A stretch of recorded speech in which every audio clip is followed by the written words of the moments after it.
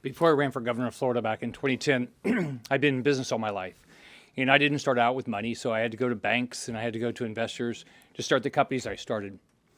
So if I went to a bank and I said to them, give me a bunch of money, and here's the documents you have to sign, and you'll have 24 hours to read them, what do you think the chances I would have gotten any money? I wouldn't have gotten any money. If I went to an investor and said, this is what you have to sign, you've got 24, 48 hours to read it, but you have to sign it, and I want your money, you think they'd given it to me? No, they wouldn't have given it to me.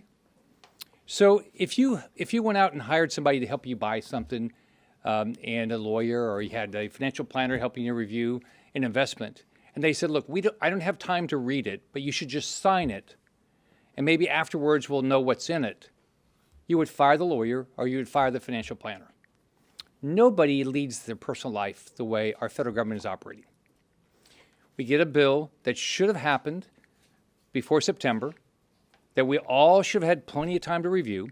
We get a bill at 1:28 in the morning that's 3 times the size of the Bible. The Bible might have a lot of interesting stories, but I've tried to read the entire Bible straight through a bunch of times. It's hard.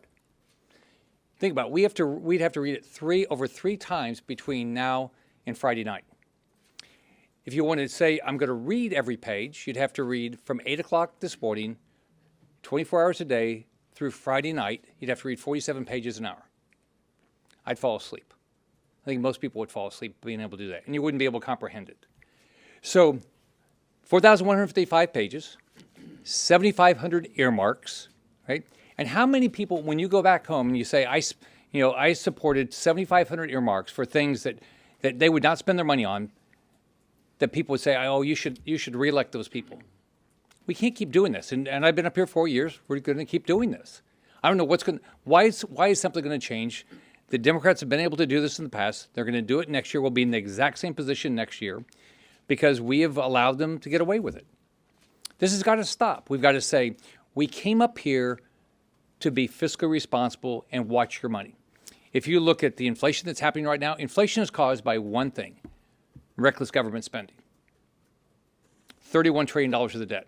If anybody's buying a new house and you look at the mortgage has gone up to over 6%, okay, that's caused because we have $31.5 trillion worth of debt and we keep running deficits.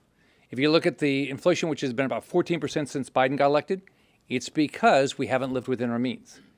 So if we care about Americans, we've got to start acting responsibly. Giving us a bill at 1:28 in the morning that's over 4,000 pages that nobody will have the opportunity to read, that we'll have no idea what's in it, is not the way to run your personal life, your business life, or your government. This has to stop.